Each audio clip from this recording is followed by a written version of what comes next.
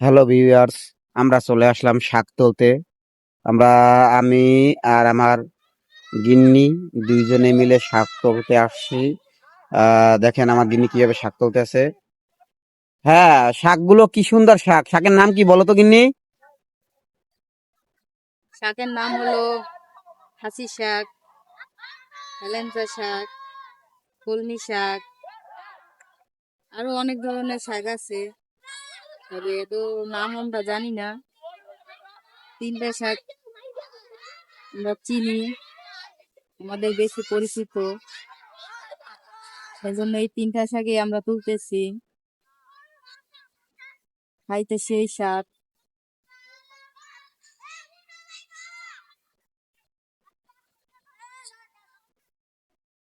আপনারা কেউ কি খাবেন?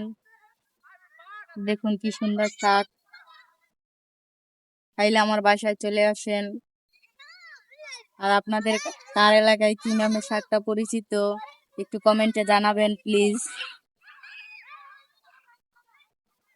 দেখুন কত কত শাক। শাক দেখে তো আমি পাগল হয়ে গেছি, কোনটা রেখে কোনটা তুলবো।